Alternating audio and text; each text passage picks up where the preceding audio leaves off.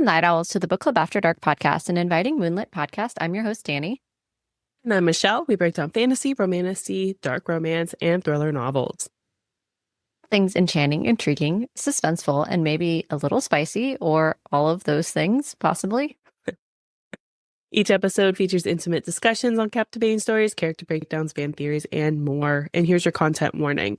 This podcast contains mature themes and discussions that may not be suitable for all audiences. Episodes include explicit language and descriptions of mature romance, as well as depictions of violence and other intense subject matter. This podcast is rated R for mature audiences. Listener discretion is advised. And going forward from here, this is going to be the prologue through chapter 12 of Anathema by Keri Lake. We are going to be spending a very good amount of time through April, I think, Michelle, with maybe a thriller in there, covering Eldritch and covering Anathema. So Eldritch being book 2, but this is the Eating Woods trilogy. And the Eating Woods book 3 has been named. We have a lot of stuff that we're going to cover in this first episode because the fact remains that there's a lot to this. This is a very involved, in-depth. It might be one of the most involved, other than I would say like Fourth Ring or something like that, that like truly has a level of depth to it, that its own languages, its own like completely own magic system, own world, really exciting. There's a lot of depth to this, and I'm really excited. That said, this is your spoiler warning. Going forward from here, there's going to be lots of spoilers for Anathema by Keri Lake, because we're starting our new series, which is going to be a trilogy eventually. Only books 1 and 2 are out. However, for this episode, it's best that you know prologue through chapter 12, because that's what we're really going to be covering. And I think the level of depth of this series, especially because this is episode 1 of something that we're about to cover through April, is so involved that I think we're going to pace it a little bit differently, especially with episode 1. So if you haven't finished Anathema and you're still, or maybe you're in Eldritch now, don't panic. You have plenty of time. We have a lot of time that we're going to be covering this, but do consider this your spoiler warning for the prologue through chapter 12. Let's get cozy, because the best stories are told after dark. Okay. This book has, even in just prologue through chapter 12, there's a lot of drinks mentioned and just different magic things and the words and, you know, all these different things. So it was very difficult for me to choose like a specific thing that I wanted to focus on. But I thought the thing that most stood out to me was Vivicanum. And so that's where I decided to do a drink of the episode. And I don't know how much you can really see it, Michelle, but I used like edible, like, yes. And I used like an edible glitter, like a white glitter for this, because if we know what this is it's basically really important to this story. And we'll talk about it quite a bit more, especially glossary and definitions, but it's a part of this magic system, and it's a white stone. And it can be mined for, and it can be crumbled into a powder, and it's very powerful. And Vivicanum is a really quintessential part of the story here. And I thought it would be a nice challenge to make a all white, pearlescent, I guess, opalescent type color of drink. So you have your edible glitter in here, and this is actually going to be a lychee puree, which I finally found, by the way, and then coconut water. And rum, and then your edible pearlescent glitter, and that's your drink. So Vivicanum. Beautiful. Cheers. Cheers. Love that. And it, like you said, it is such an important part delicious. of the story. It's essentially the life force of any most magical beings in this story. So I love that we start off with, you know, the essence of the magic system in this world with our drink. Yes, exactly. And so I thought about it. I was like, well, Mavis kind of sort of lives with this winery thing going on. Like I could definitely do something with that.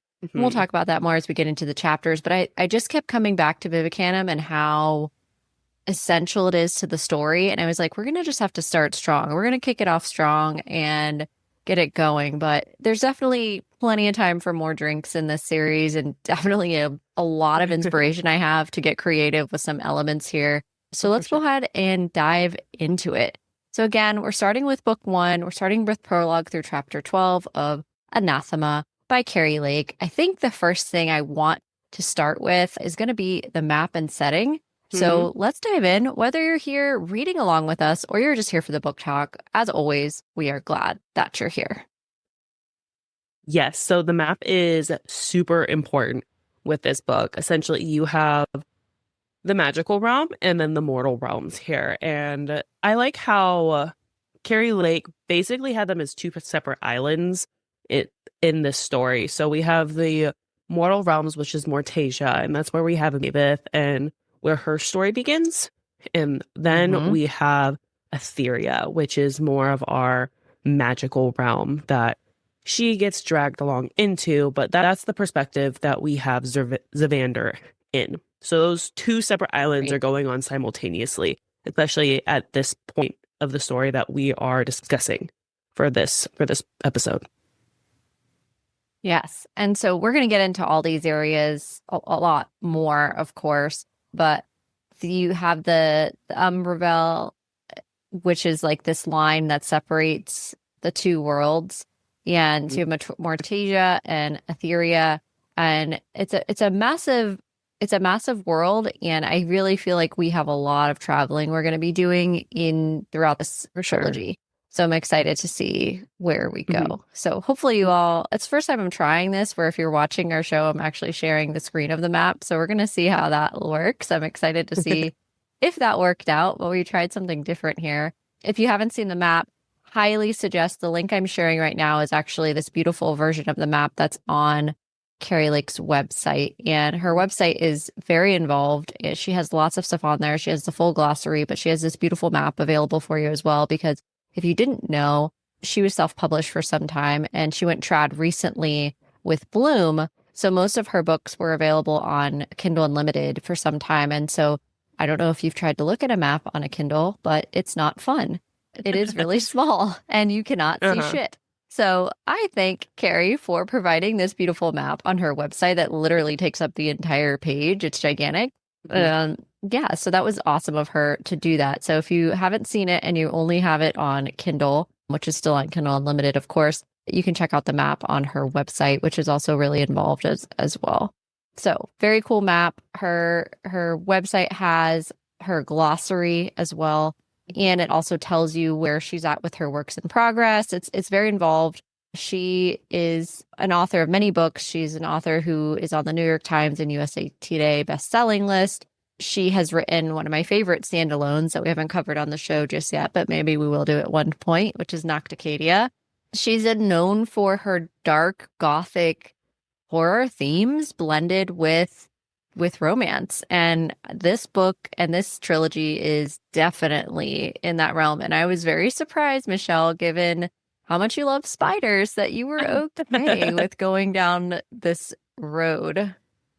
I love how she marries three things that we love, which is horror, fantasy, and romance into this novel. And honestly, like, yes, I absolutely hate spiders, but throughout this book, it's just,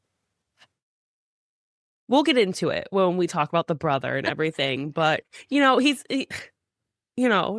not all spiders are bad, I guess, if you have a brother. Not all spiders are bad. That's wild. I feel bad for Branimir the entire time, and he's like becoming like this weird spider creature thing, and he has a soul, and it's not his fault. No, it's not his fault. His parents sold them. Yeah, it's awful. Yes, but we'll definitely get into that as we talk about Branimir and Zavander and really what happened to them and how our story begins. But first, make sure that you look at the glossary. I love an author who gives us a glossary, because when we go into all these like fantasy books, we don't know how to spell shit unless you're doing the audiobook, and then you're like, oh, okay, that's how it's supposed to sound. And here we have actual like pronunciations, definitions right here at your fingertips. You don't have to go searching what, someone posted on TikTok on how it's supposed to sound. So I love that she did this for us, alphabetized. It's a massive glossary of terms. Like it's a couple of pages. So you can get it in the back of both books, actually. You can get it in the back of the Kindle, and you can also get it in a nice downloadable PDF version on her website too. So that's really nice. That's what I have pulled up now. the map as well, and then also the breakdown of all the races in this book, because there are so many different types of people and races, and it's interesting. You also have all these different gods. We have new gods. We've got glyphs. We've got lots of different stuff happening that is truly very different than the world of the Fae and Alchemy series. Very different from what we've covered with Fourth Wing. Very different from what we've covered with anything from Carissa Broadbent. I mean, those are some of the big like series that we've covered on this show. Yeah. And I think that this is a darker, really just different vibe all around than all of those. Yeah. And I think it's a challenge for us to do something different. And I think it was just something that I really liked about her writing style. It was something that I hadn't read before. It was something new. And still just, you can tell that she loves what she built and how much time she has spent with it in this world. And it was exciting to read, and I really enjoyed it. That said, yeah, go check out the glossary. If you haven't read the glossary, read the glossary. If you haven't looked at the map, read the map. If we don't know what certain things mean, don't worry. We're going to go back and reference our glossary. I will have the glossary open as a file as we were talking through this, just for me, because there is so much happening in this book that I'm like, wait a minute. Let's go back and make sure we know what the heck we're doing here. Yes. What's that ritual? There's so many new words. Yes. So many things that are happening. We have a lot. And some of the words are honestly just difficult to say. So it's good to have the glossary just from a phonetics standpoint. Because she breaks it down for you so you can understand. Yeah. Well, my first pass through with this novel, before we get into the prologue, I just did the audiobook because I wanted to. This book was referred to me by a friend like over a year ago, and I just dived into it, and the audiobook is so good because you have the dual POV. I cannot do a audiobook. It's hard for me to do an audiobook without two narrators at this point in time. I can do it. That's there fair. are plenty of wonderful books have just one narrator, but just having the two is amazing. And the deep, gravelly voice of the voice actor for Zavander is just perfect.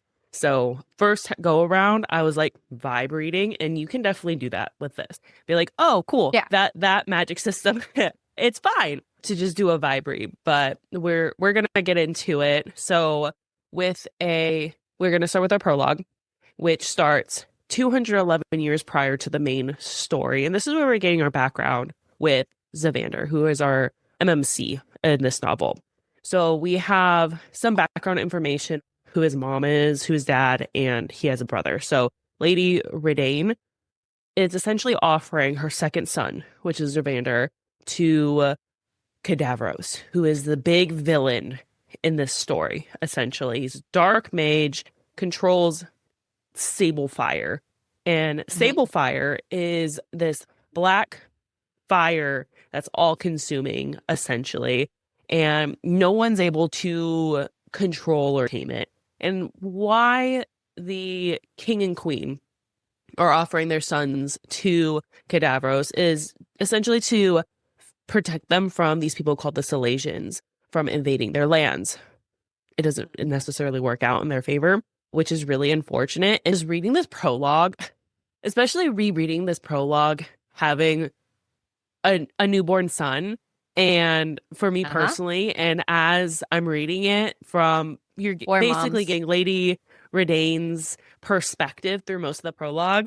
I was like, no, the entire time, because the Cadavros like rips Zavander out of her hand and like dangles this like newborn baby over this fire, and he's like screaming and she's screaming, and everyone feels so helpless because they feel like they have to do this for their country, but it ends up backfiring on them. And Zavander's body, except like he gets these marks, these black marks on him. His body like consumes the Sable Fire, and then he's fine, but he's cursed, just like his brother Branmir, who was cursed, who essentially was offered when he was an infant, was cursed, but his curse went differently than Zavanders. Branmir's body ended up not decomposing, but being consumed by the curse in a very different way than Zavander's, in a lot quicker pace, to the point where by the time he's 18,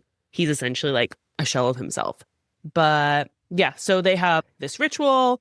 Mage offers Zavander, and Zavander lives, but he has all these scars and marks and all these things. And essentially that's why his magic is the way it is from the beginning of the book. It was just horrific. I hated reading the prologue. Yeah. So, question for you. That's like your opener to the book. And you're like, what the fuck am I reading?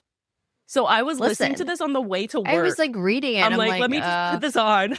And I'm like, this is not the way I wanted to start my day. Like this is literally the first time I was listening to it. I was pregnant, and I was like, this is horrific. And now rereading it, having like literally like typing out the script as I have my child in my arm, I'm like, this is awful. I don't want to do this. Yeah, but like for whatever reason, like it was horrific. You can't be like, oh, well, I can't just keep reading this. It's like, no, you have to figure out something has to come of this really horrific event, and it can't just end like this. So no, and also like, why did we start with that? Like that's where we're starting. But I think she's really trying to set the stage for. She told you there's trigger warnings. Okay. Oh yeah. She told you that this is going to be like a gothic horror romance fantasy. There's a lot happening here. She also tells you in the beginning that this is, while there is some spice, it is a very slow burn, okay? Our girl, meaning Anathema, our girl is like over 600 pages, okay? She's thick. She's a thick girl. And this is not, I don't think it's as spicy as Fourth Wing in that series. I don't think it's as spicy as Quicksilver. I don't think it's as spicy as really any of those. I think the story leads here. And we talked about this where we said before, is it a dark romantasy if the romance doesn't happen? And to be fair, like the romance in this story propels the story eventually. Like eventually we kind of get there. But overall, this story stands alone on its own for a while before we get to any of that. There's such a different layer in the intimacy and the spice in this book, just because Keri Lake plays with a lot of misogyny in terms of like the female perspective of sex, especially with the church. And then Zavander goes through sexual abuse for decades, a whole century. Yeah. And so it's heavy. And like a lot of times with these dark romances or just any sort of like spice in romantasy, it kind of gives like more of a lighter tension, but really you're like holding your breath the whole time because you know that there's something else there. There's another layer there that the characters are struggling with. It's not like a breathe easy moment. Even when they finally do come together, it's like you're still holding your breath because there's so much trauma that these two have experienced. So and the world they live in is so dark. Just I mean, it's Mortal like Realm eating is just woods. awful, and like Mortal Realms in these like magical worlds are always awful. They're always depraved and dark, and no one wants to be immortal when you have magic. But even the magical realm is dark. Like there's like there literally his sister goes to a brothel for reprieve. Like honestly, that's how bad the world is. Like I want to go do drugs in the brothel. Leave me to it. Leave me to my vices. So this is dark. Check your trigger warnings. Literally. We should probably have started with that. I mean, we have a trigger warning list, but honestly, like this series is for sure. I mean, it's not one of the darkest things we've covered, but it's definitely a dark romantasy. There's no sugarcoating the darker because we covered Butcher and Blackbird and all that, and those are dark, but those are layered with comedy. There's like no comedy in this. There's That's like fair. no, I would say that this is of the darkest thing that we have covered so far, just because there's no, like I said, there's no reprieve. There's no lightheartedness to any part of this book. It's all just trauma, death, trauma, like the entire time. It's a great book, guys, though. It's fantastic. I wouldn't listening to it Monday morning on your way to work might kind of waken you up, but there's a lot going on here. There's a lot going on, but I just thought the world was rich. Like, it's a very rich, well done world. And there's reprieve where there's opportunity for these characters to have some power and to learn things and their character arc development, because otherwise there's no point. Like, why we don't want to just read something for like the sake of it. No, there's a good journey here, and we're getting started. The prologue's dark, and then Mavis is a little dark from the beginning. Okay, there's a lot of dark stuff that's going to happen, but look, it's going to be a fun journey that we're on till April. So, buckle up, buttercups. Here we go. Get us loaded with chapter 1. Okay, so chapter 1, basically from this point forward after the prologue, we're going to be jumping from POVs, which is really nice too. This is also something I enjoyed about this book and at first you're like confused because you're like trying to figure out where he is and where she is. And then you're realizing like, oh, wait, okay. He's in this magical world on this other side. She's over in the human world on this other side. And like, you're trying to figure out, because for the longest time, their paths do not cross. She's giving you a lot of backstory, a lot of stuff that you're learning as this is going on. And on a first read, like you said, it's kind of just a vibe read, and you kind of have to read it that way because there's not enough time for you to really like understand the level of depth she's giving you. And this is the same is true for all of our series that we love, is that when you read it a second time, you're like, oh, she already told me this thing. And like, I didn't realize it, but she set me up for this. And I didn't have enough data at the time to like piece anything together yet, or the foreshadowing or those types of things. So we open with chapter 1, and Mavis is in the woods that are described as evil. So let's set the stage setting wise of where this is. She's basically in this really tiny, we'll call it town, which is really more like a street with some houses on it and like a little market thing. It's a parish. It's which is like kind of a town, but it's very small. This is a very small community that has a lot of prejudices, is very misogynistic, awful. It's a really awful place, to say the least. To be a woman is very awful. And she emphasized that multiple times throughout this book. Oh my gosh. Yes. So we find out that Mavis was abandoned at the woods like entrance when she was an infant, and she was left in a basket with a single black rose. So again, we start in the prologue with an infant. We start in chapter 1 with an infant, but this is Mavis' story as an infant. So we're understanding already from the jump that something happened at birth to basically both of our main characters, and that these are quintessential to who they are going to be as the book continues, and we're going to likely find out more about them because of these events. So someone places her on the doorsteps with the Bronwick family. So she's not actually related to these people who she's on the doorstep of, but they take her in. And now we jump ahead, and it's been 2 months since her father had gone missing, and she and her sister, Alicia, are left in the care of Agatha. Agatha is awful. She is just an awful, awful lady. We don't like her. Pseudo-grandmother-esque, and her father, air quotes, is missing. Mavis is Sancton Crane. So Sancton Crane is this most senior member of this church. So there's the Red God. The Red God is really important for the human world. They practice this. This is their god, is the Red God. And Sancton Crane is the most senior member of this church that they have in the area of this parish. He's also horrific. So cool story. And also uses his faith as a means of control for the parish members and the churchgoers, and a way to control them and rein them in and do the things that he wants of them. Mavis is out there in the woods, walking about as one does, and she cuts her arm on the woods, and she sees something.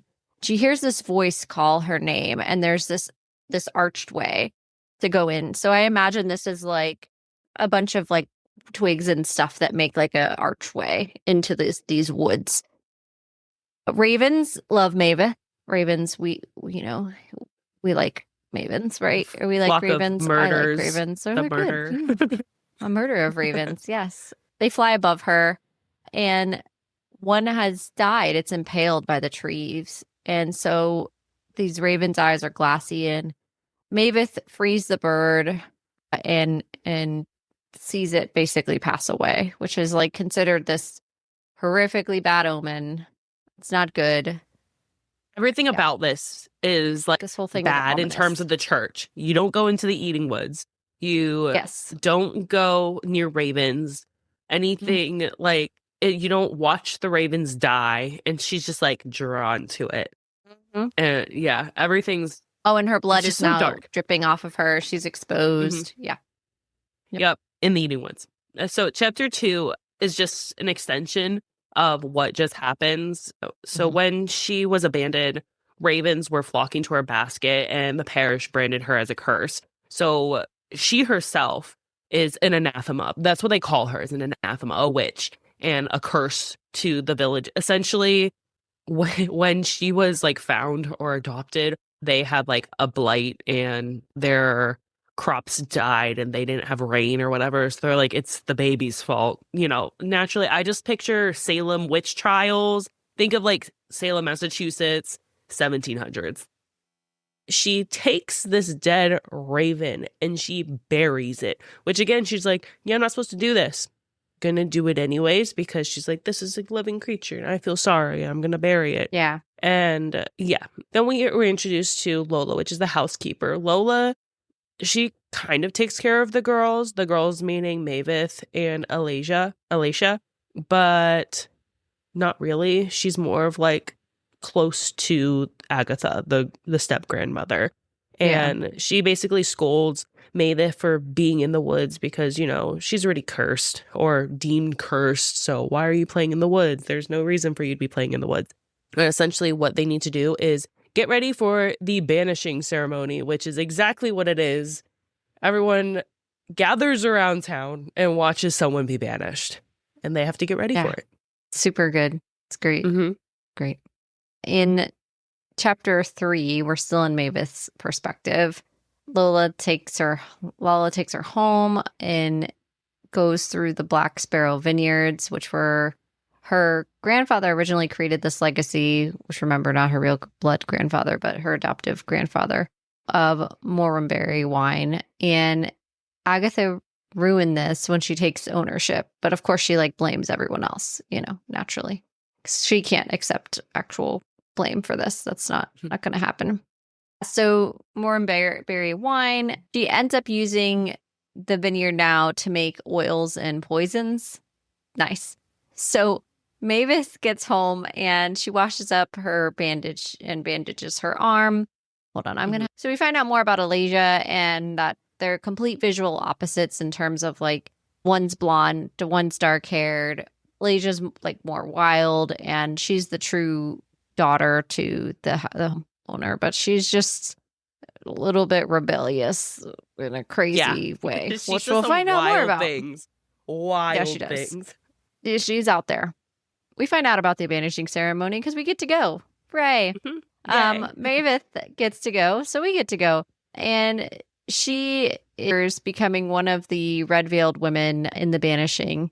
And she fears that there's just this whole thing of, if she's a spinster or whatever, she may have to be one of these women that gets veiled. And this whole thing is just dark. Women's rights. Agatha what are they? Who are they? Agatha, which is the step-grandmother, is basically saying we're going to have all this increase in oils and poisons. I'm going to give more stuff away. It's going to be great. Which is wild. We get introduced. She's really smart. She's because she ran the vineyard down, so she invests in a mortuary, but she also makes the poisons that sends people to the mortuary. It's right. She's evil, but she's really smart. Yes. She's running a business here. It's a businesswoman. We get introduced to Uncle Rifton, who we wish I could be unintroduced to. But which And one's worse? Elijah is very... But let's be honest, because we get introduced to Uncle Felix too. All of them Who are is horrible. worse, Riften or Felix? Oh, Felix, 1,000% hands down. Yeah. Disgusting. Yeah. There's not even a comparison, but also, anyway. So Elijah is very flirtatious with her uncle. And we also meet Uncle Felix. He's the actual mortician that's on property. Elijah emphasizes that they're step uncles. Like, we're not blood related, so this isn't bad. Okay. Nothing bad. There's a lot of talk about the broken family and how the reason that they're part of this broken family, this like band of misfits, is because the Red God has punished them. So, Sancton Crane from before has let them know that, you guys are scum of the earth. Therefore, that's why you band of misfits are like together. And, the Red God has punished you. That's why your dad is gone. And just so as you know, it's very nice. It's all good. So that's how we get introduced to our lovely female main character, Maveth, who's having a good grand old time in the human world. Nice. Very nice. And chapter 4 jumps into Zavander. And his introduction isn't great either, even though we've kind of been introduced to him before. But this is Zavander, 211 years old at this point. And he's hunting a person and going into like the whole hunting aspect. Essentially, he's a hired hand for the present king. And remember in the prologue, his father was a king. Father and mother are no more, ultimately, and they're banished to like this castle of their home, but that's not like the actual king at this point in time. But he also has like side quest, or kind of main quest. I would say his side quest is being like the hired hand for the king, and then his main quest is kind of curing himself. And what he is doing here is he's hunting down a man, and he summons like Sable Fire to use against him.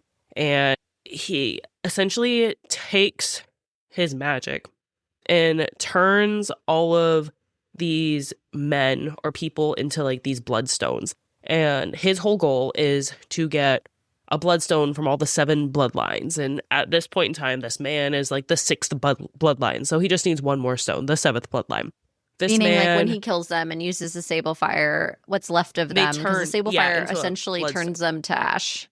Well, remember when Voldemort, spoiler, at the end of the final movie, and he just, like, goes into ash? This is what I saw in my head, except not as slow.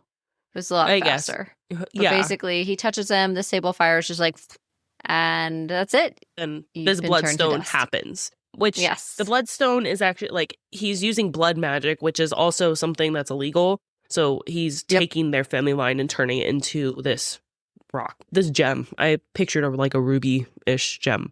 Yeah. And I mean, and these are not like good people anyway, but just so we're clear. This guy, he was essentially just taking rocks and turning them to gold and jewels. So an alchemist, essentially, that's what his magic was. And we get introduced to this idea of a lunaseer, which is the magic of people who were born, like magic born from the moons. That's where they get their power from. He goes into detail on like how his line was actually lunaseer, but since he's cursed, he can't call on that magic. So he has another dormant magic, but his curse has him do the Sable Fire and also these fun little scorpions. Another book where we have scorpions that are really fun. Yes. Yeah. Scorpion magic. Yeah. Zavander is referred to as a Latalis, which is an assassin for the crown. So they don't call it assassin. He's a Latalis.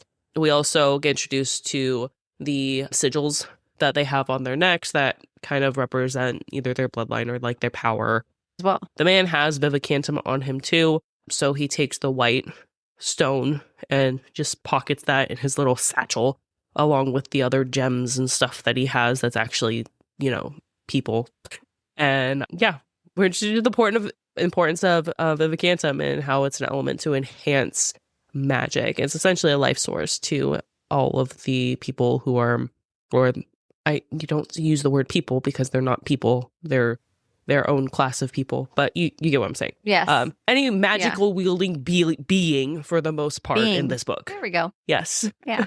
We get a lot more of Maveth in these first few chapters of like setting up the story for her than we do of Zavander. And I think that that's it's obviously intentional, but I think it's because there's so much about what he's doing that like you can't, you need to sparse it because you need to understand what she's doing too. And there's so much to these two worlds that I feel like she was like, if I do it every other, nobody's gonna know what the fuck is going on. So I need to like stick it one place for a little bit and like give like a little teaser here and there so you can kind of like understand what's happening. Otherwise, it's so much depth that she's trying to explain and bring us into this world that you have to really plan it well to understand what's happening. So she's giving us like these little chunks here and there.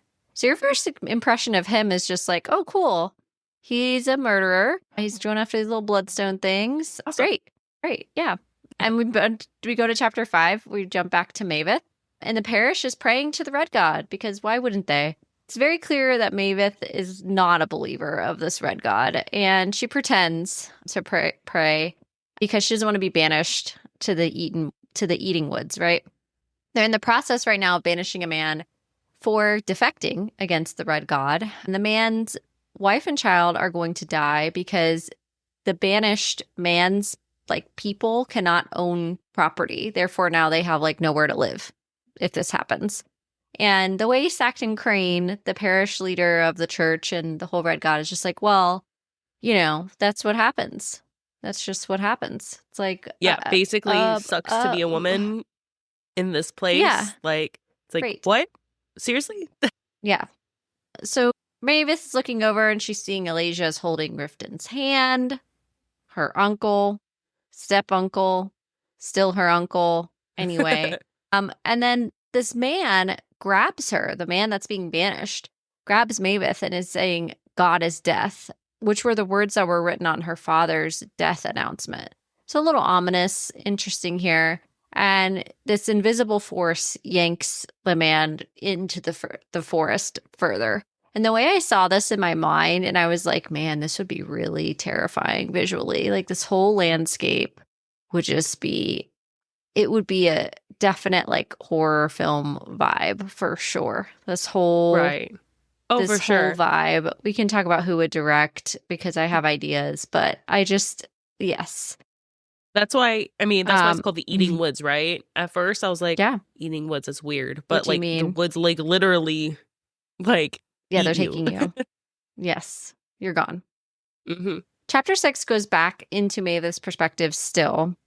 Right. Villagers around her while she's at this banishing fear her. Because of what we talked about at first, which with the baby and all of that, and her being the one who was dropped in front of the Eating Woods with the black rose. So they kept telling her like, "Oh shit, how did you know what he said?" And she's like, "What do you mean? He literally said what he said."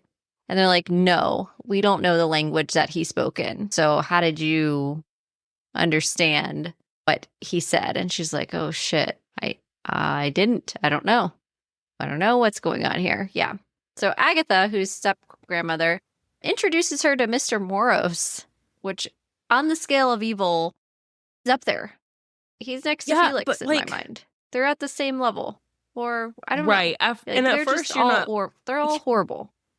Right. Horrible. All of them. Sackton Crane, Moros, Felix. Oh, they're all in the same boat. Ugh. Yeah, they're repulsive. Awful. Moros, you're like repulsed by him at first, but only because he's like an old skeezy guy. But then ultimately, like later on, you're like, oh, you're actually like disgusting. Like repulsive. Yeah, he's awful. You're already getting you get the heebie-jeebies because Mavis right at the start, but then you don't really realize he's, how super old too.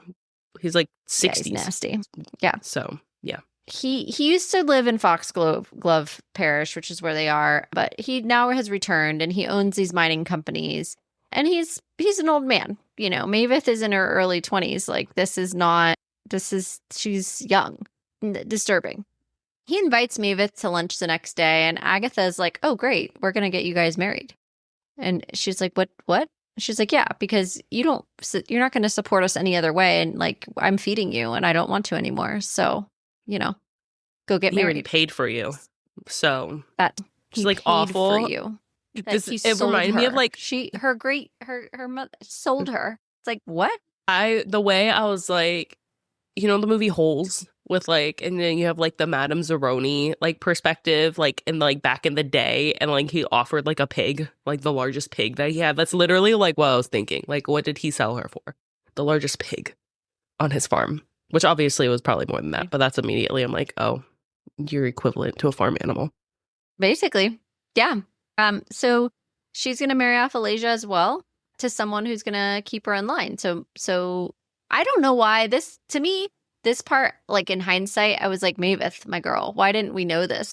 Like, this is like the basics of this area you live in. Like, this shouldn't be that shocking.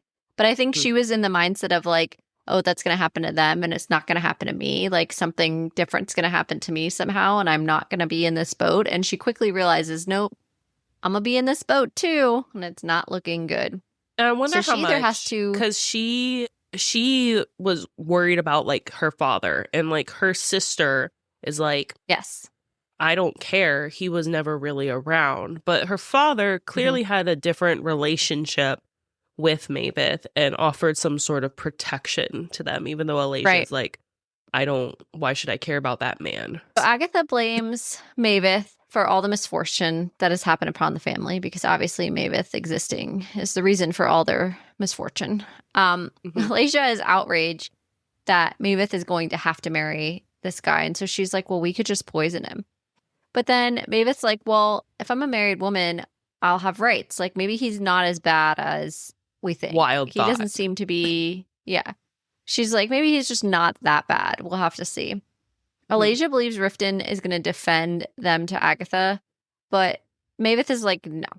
The only thing I have now is going to be this marriage, is going to be my actual ticket out of here.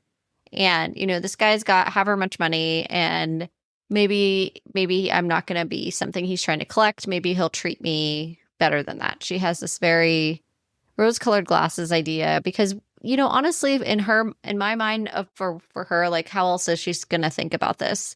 She has to try to think of something good. Something good. Right. She's got to think of something good's going to happen to me at this point after all this trauma that's already gotten her here.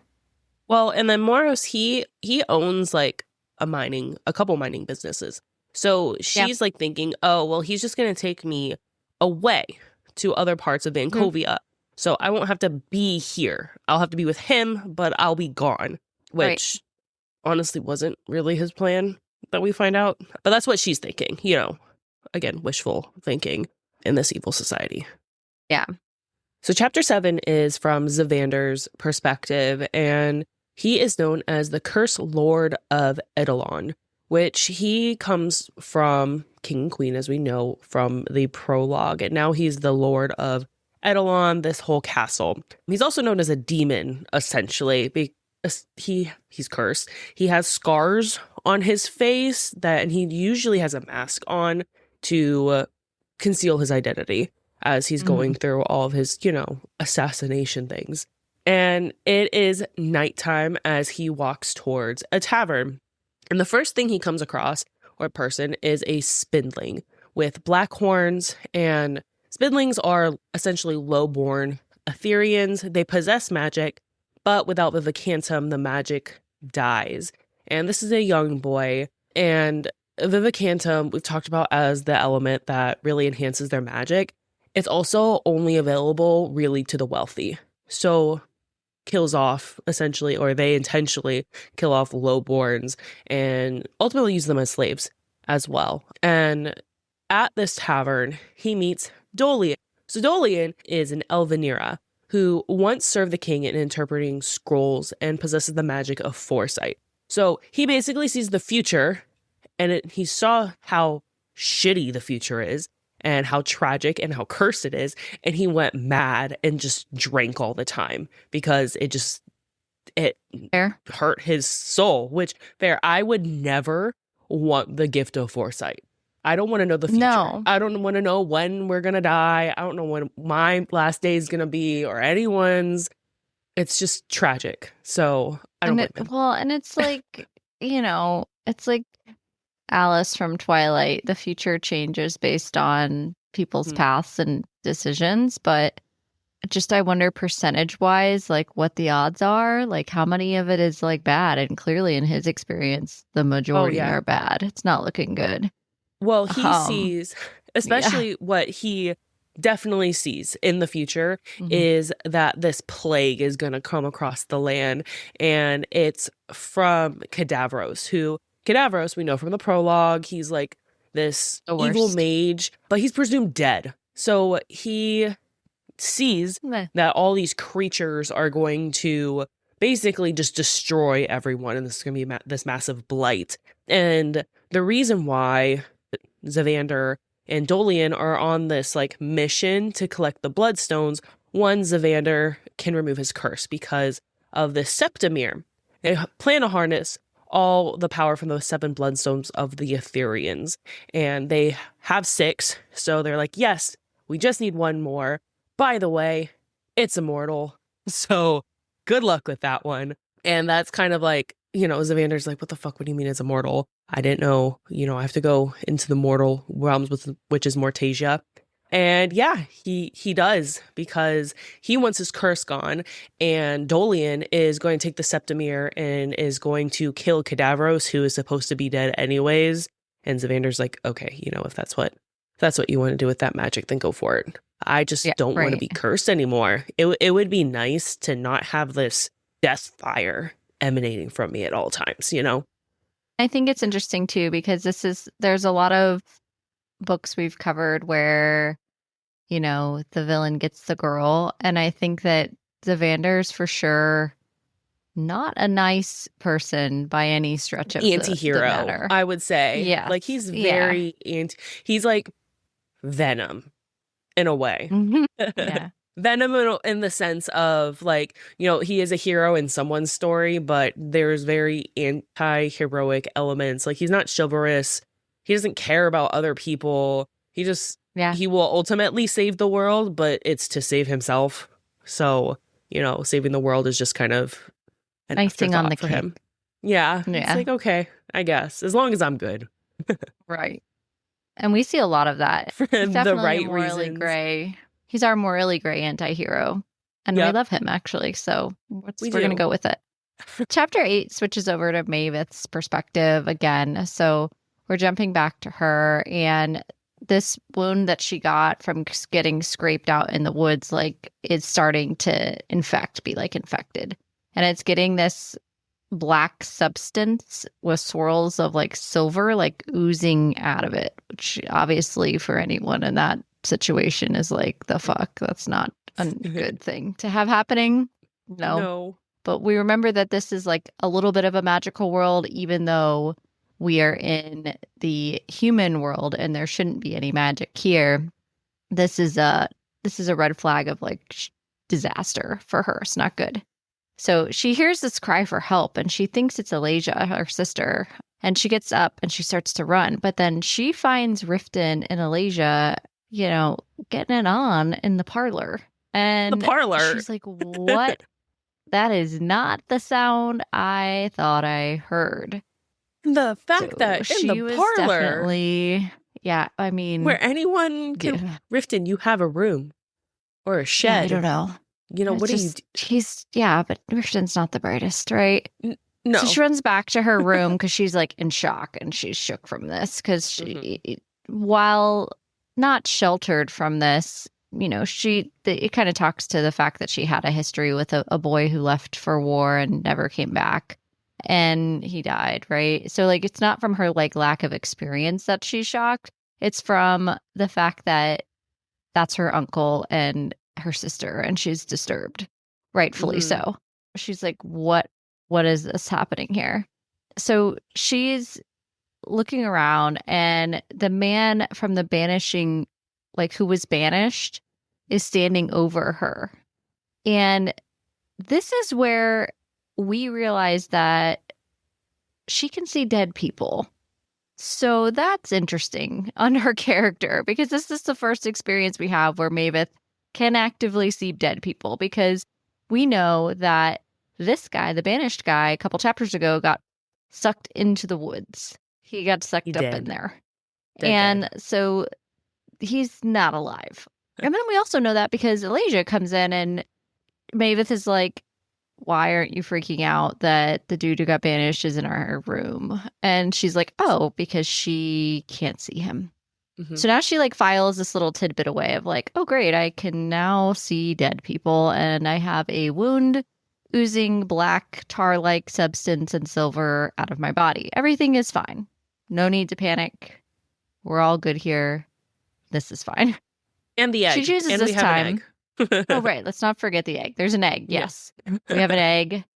She's kind of keeping this little egg warm in her bed, but the egg kind of comes and goes. Egg is very important, but the egg kind of comes and goes. We forget about the egg here and there. We're like, oh, it's probably like a little baby snake or who knows what. Who knows what little creature it is. We don't know. So she chooses this time to confront her sister about this and is like, really, Uncle Rifton, what are we doing? And Alicia's like, oh, no, he's going to take us. He's going to take care of both of us. Don't worry. You know, Uncle Rifton's got this. He's going to take care of us. He's going to protect us and everything's going to be fine. And Mavis like, no, I don't think so. I think he's just using you and will discard you immediately, which she's not wrong about.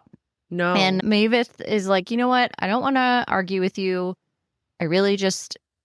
There's so much happening with Mavis that she's not really telling Alicia about, and she's stressed about this, and she's like, I'm just gonna like sing you to sleep. And she's singing her a song that's in another language. So there's a couple different instances here where we know that Mavis is understanding and knows multiple languages. She is talking to the dead or seeing the dead. She is bleeding this weird color. She was left in a basket with a black rose at the foot of the Eating Woods. There's a lot going on here that is supernatural. Like there's some weird elements here. And we talked about how there's a difference between a thriller and horror last episode, where we were talking about the differences between the two types of genres. And I think it's important to notice that there's very distinctive horror elements so far in this book.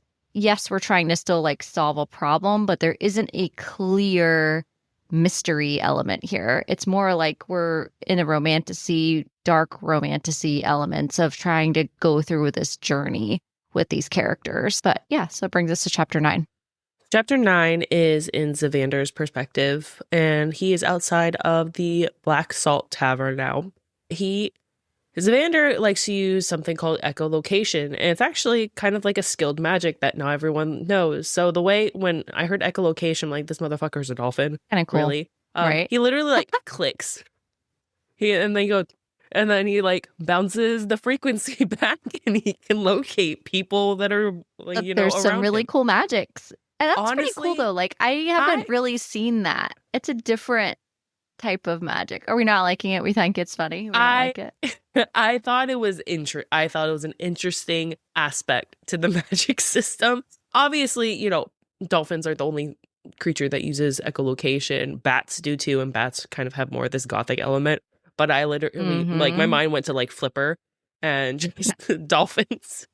But I thought that was cool. In a realm of magic, usually when someone's trying to find someone, they have like a tingling in the back of their neck, and they just kind of like have like this guess or, this hindsight of understanding how people are. But here that's like an actual magical explanation of this assassin being able to locate people around him. So it makes sense. Mm-hmm.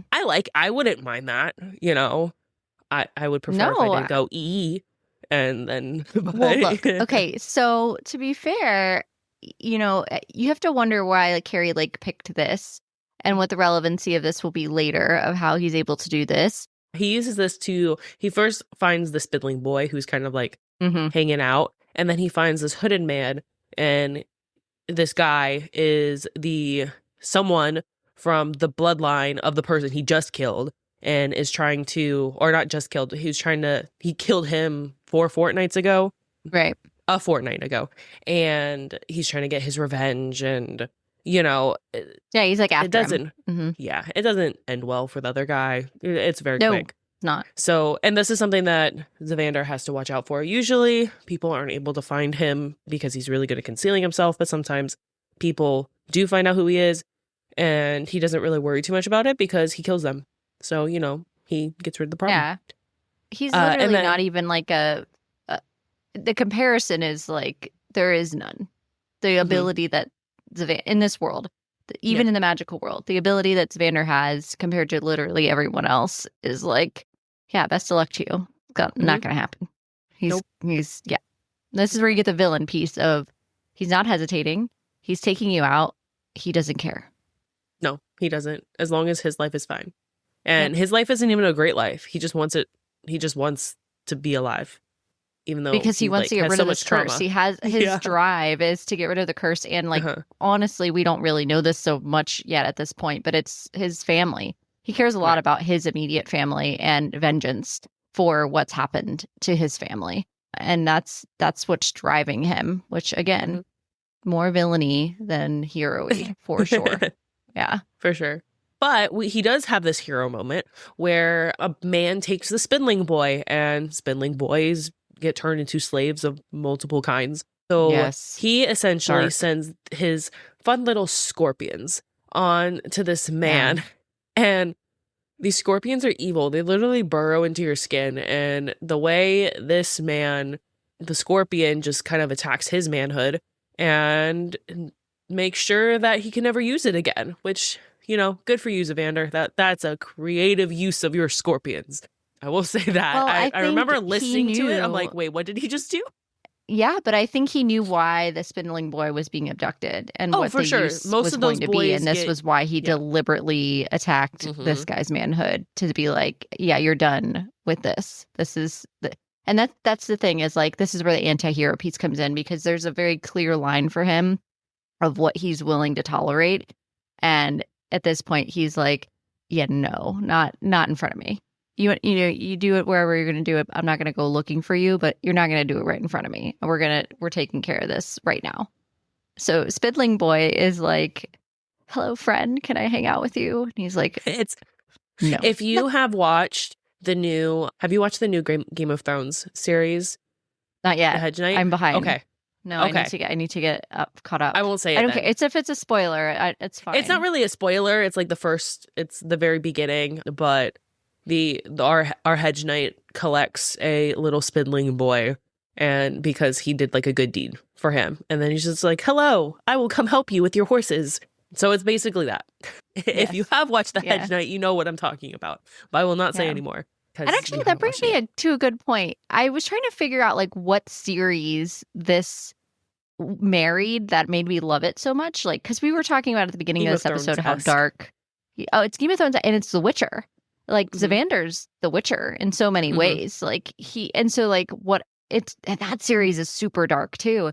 But it's a marriage of like kind of both of these worlds. We get some comic relief a little bit, very, very minor comic relief in this series, but we don't have our Tyrion Lannister, we don't have our music playing sidekick friend that we have in The Witcher that really truly gives us a comic relief. But I kept trying to place like the darkness in this book is alleviated by goodness, and there are elements of that, and both of our protagonists at their core, especially obviously Maveth, but even still ultimately want good things. And so that gives them this redeeming quality. Otherwise, the book, you wouldn't want to read it because it's too dark. So there has to be something in it that's redeeming. And this is where we get to see, okay, previous chapter, we see Xander's out there collecting bloodstones and taking people out.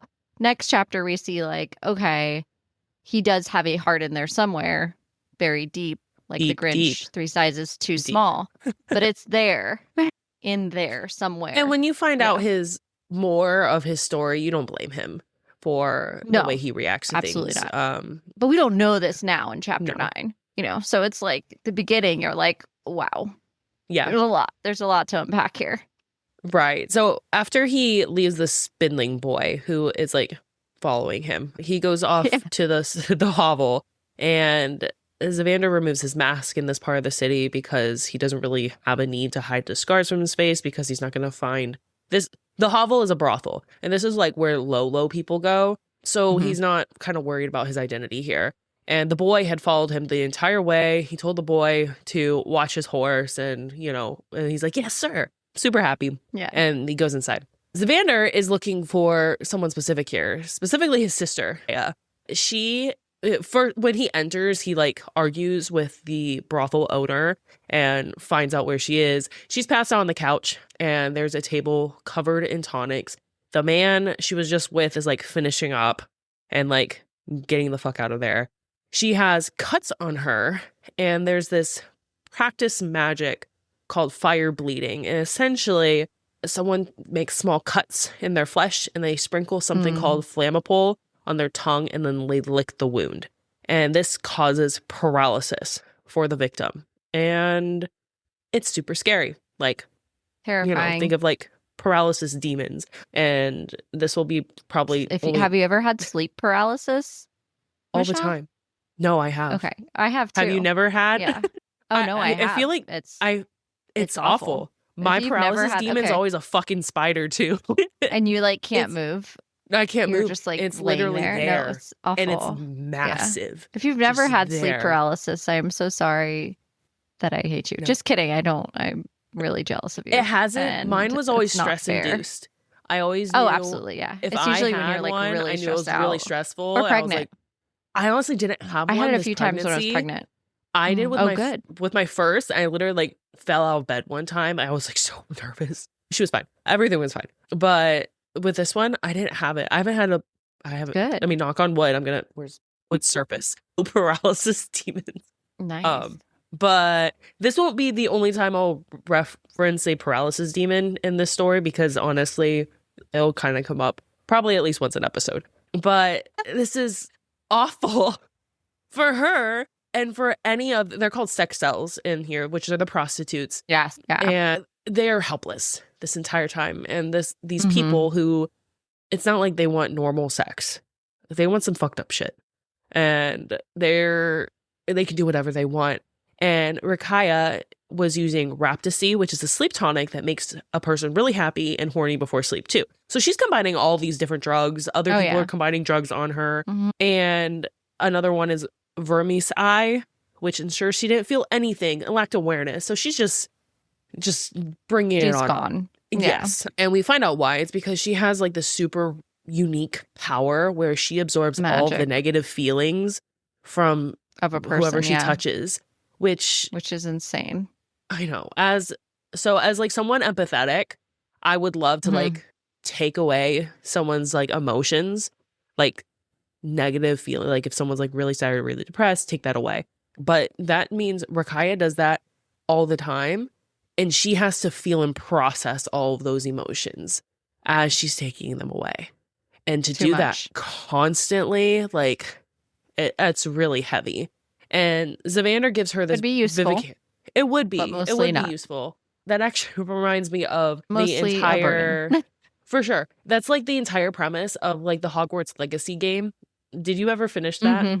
So I finally finished that with this pregnancy, because late nights and not sleeping. And like the entire premise is a girl turning evil because she wanted to take her dad's pain away. And pain is an important emotion. Yes. But yeah, this is what this reminded me of. Anyways, spoilers for everyone who hasn't finished that. It's been out for like 6 or 7 years. So at this point in time, and it was on, Xbox Gold Pass, whatever, you could have played it for free.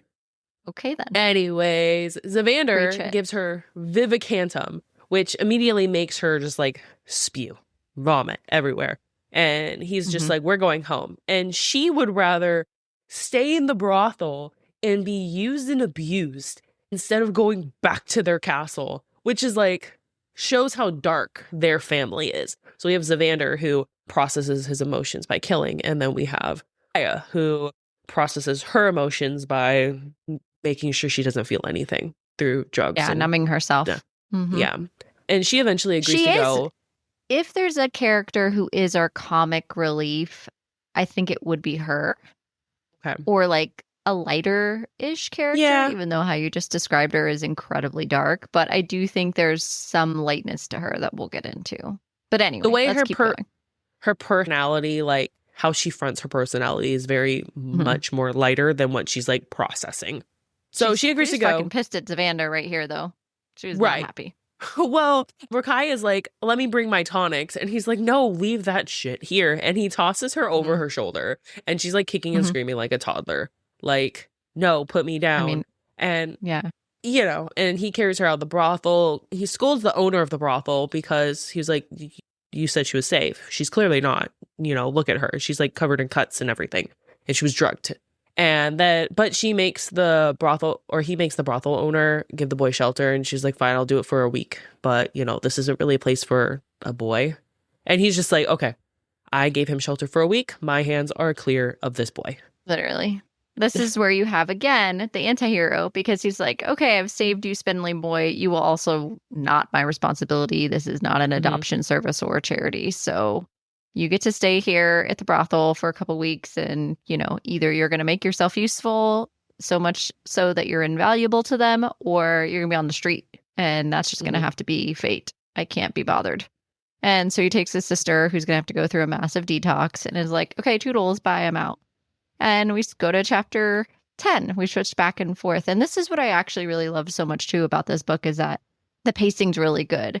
So now we're back to Mavis, and we're finding out that her wound is getting worse, and she's getting cold. She's falling in and out of consciousness. Like, it's not good. Felix, Uncle Felix, is like, oh, we're going to have to amputate if it doesn't get any better. And I can just imagine him, like, with, like, his little fingers, like, in the corner, like, we're going to have to chop it, you know, like fucking disgusting. And then, so she dreams, she's having these dreams, like these visions, I guess you could call them.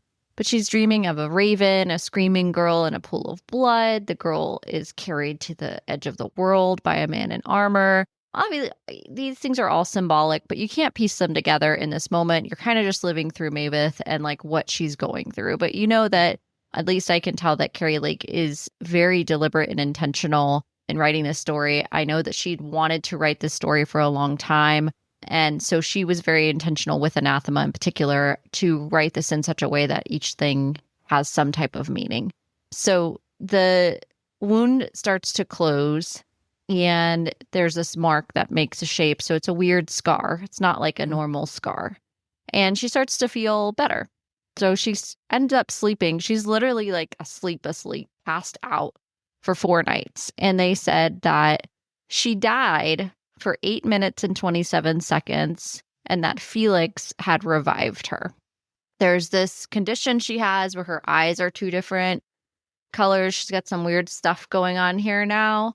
That is Ducolos is what it's called. Yeah. The one's literally like silver. Yes. So it's the silver is being super symbolic. Keri Lake's very intentional, again, like with your symbol, what you said with symbolism, like the colors, black, silver, like super symbolic in terms of the world that she's trying to build here. I thought that was cool. We don't. Yeah, I agree. And with the eyes, but we don't really know what this is at this time in chapter 10. We're just trying to, like, get an understanding of what the heck's happening here. So we forgot about Moros because we got all this other shit going on, and we forgot about the betrothed. Moros, can't forget Mr. about Moros. him. And he's lurking, you know, as one does. And he comes every day to check on her, supposedly, and brings her chocolates and flowers. And this is what she finds out when she wakes up. She looks outside and she sees this massive raven, and it explodes into a flock or a murder or whatever you want to call it of ravens. And then she sees 2 boys that are messing with this grave, and it was the grave for the dead raven. And then the forest takes them. Great. So Alasia interrupts her, and she realizes that there's actually no evidence that the boys had existed. She doesn't know who they are. And she's like, what the fuck? Am I just, like, seeing more dead people? Are they alive? What did I just see? Maybe I don't know, like, trauma brain. I just woke up from, maybe it was a dream. Like, I don't know. So she's just, like, not in a good place. She goes outside. She's like, let me try to figure out where these boys are. Are they really here? She unburies the raven because, remember, she thinks that the boys have, like, dug this raven up. And instead, she finds a black and silver oval shaped, melon-sized oval in the ground, and not the raven. And she's like, what is going on? So here we go, the symbolism of black and silver again. The crone witch is just out here lurking. So remember the crone witch from earlier? She's out here hanging out, you know, and she finds her, and she's like, the egg, that's your penance, a life for death. So it's like a swap out. So this is where this egg comes in that we talked about before. So we get introduced to the egg, and the crone witch shows like saying like, I have a sight for the dead, and the black roses only grow where the gods see fit to plant them. And so this is interesting because we don't know much about the gods. The crone witch clearly knows about the gods from Mavis's perspective, and from like where the humans live. The only thing we know about is the red god. So it's interesting here that the crone witch is mentioning other gods, and it's also blasphemous in this area for her to be mentioning this. So this could get her killed. Sackton Crane could want to kill her based off of this, to say that she's not supporting the red god, and she's spreading very Salem witch trials, right? I mean, she's already banished to like the woodsy area. Like she like lives on the outskirts of town anyways. She's not really like that deep into the woods, because the woods are creepy as shit. When we get into the woods, like there are some creatures there, but she's like kind of in the outskirts of it. So yeah, it was very interesting when she's like, the gods see fit where to plant it. So foreshadowing. Mavis immediately is like she knows there are other Laverians who worship other gods, but this is like the hint of, no, there are other things here, not just what's in this mortal realm. And she's seen some shit. I actually like the crone witch, to be honest. She's just like a real character. And again, like with the Salem witch trials, it's like, here's some truth, witch, burn her at the stake. Right. Yeah. So yeah. The crone witch does confirm that she saw the boys as well, so Mavis doesn't feel as insane. But then she goes back inside. Of course, she has the egg, and Alasia's like, why would you talk to the crone witch? Like, we don't talk to her. Like, this is going to make you look bad. Like, you already look bad. You almost died. Like, what are you doing? And also, like, the crone witch obviously eats children. She doesn't. But this is like the rumor that the parish has, of course, because you have to paint her. Any woman who lives alone without a man must definitely be like stewing or brewing something. She can't just like want to live peacefully and knit on her own. God forbid a woman lives by herself. Make potions and soups and shit, Just let her tend to her garden. Life. That's all she animals. wanted. Like, leave her alone. Just leave her alone. No, we can't have that. She's obviously up to something. Witch. Yeah. So again, this is the misogyny of the parish, right? This keeps coming up. And it also plays with this idea that other women, especially the step grandmother, participate in misogyny, believe it, and are part of it as well. And it's right, which is wild because Agatha's like the head of the household, I feel like historically, too. Well, yeah, but I feel like historically it's totally accurate. No, for other sure, women for just sure. willing to throw each other under the bus. Yeah, and and Mavis and Alasia have like this conversation, like, what the fuck did grandfather do to her to make her hate us so much? And if you're fed a lie for so long and through so many generations, it's so easy to believe and fall into practice with that. But like the way I was just like, you're literally the woman of the household, and you're not going to cut these girls a break. Are you serious? But since they're not blood, I wonder if she was blood. Like, or they were blood. No, I think she hates herself. I think that she resents being a woman herself. I don't blame her in that time and day. I like to be a woman then too. Well, this is a fictional time and day, right? So we don't know what time. But yes, I get what you're saying. And that time and day, whatever time and day it is, it wasn't great. This is fair. All right. Yeah. But we end the chapter with Mr. Morris. He was like, hey, calling on Mavis, because now Mavis is awake, and Mavis like, fuck, okay, here he is. Reality. The reality is starting to stack up. So chapter 11, we're back into Zavander's perspective, and he walks up to Edelone Keep, which is the castle that had belonged to his bloodline for centuries. And he is the lord of this castle. We find out that he was essentially granted this because he worked for the king, the current king, after, the king killed his father and family and whatnot. He worked for this king and was able to keep the castle and a couple of other assassins that also work for the king. So essentially he like has them blacklisted into this far off corner, and the way the castle's like black, so more black, it overlooks the dark lands of and serves basically as a monument of, look at that cursed family. You don't want to be the cursed family. They're over there, always looming over you. And Zavander commands a servant, who is Vendrick, to lock Rakaya in the dungeons. Essentially, he brings his sister back and is like, hey, she can't leave, so go and lock her up. It's literally just Also, chilling she's in a about dungeon. to go through detox, so just lock Keep her her up down for a little there. bit. Dungeons, if you've ever seen a Yes. castle, it's not like a, let's just throw her in a side room, literally under the castle. So, yep. Oh, his family's bloodline, primarily Lunaseer. He hasn't been able to summon those powers because of his curse. Both him and his brother aren't able to. So we get more information on the Lunaseers. As he goes across the castle to the Gloven door, which Glovens are another cool creature. They're half man, half rodent. No way. I'm like Peter Pettigrew. Okay. Exactly. Literally. My God, that's exactly what I thought too. He gives them the Vacantum because these half men creatures don't need it to access their magical powers. So again, the Vivicantum is important, not important for everyone. So obviously there's no need for the Govlin to do anything with that. It's also loyal to the household and loyal to Zavander. So he knows that he can trust him with this very valuable thing and have him go take it and take care of it. In his little rat hole. Oh, that because he lives in the walls like a rat.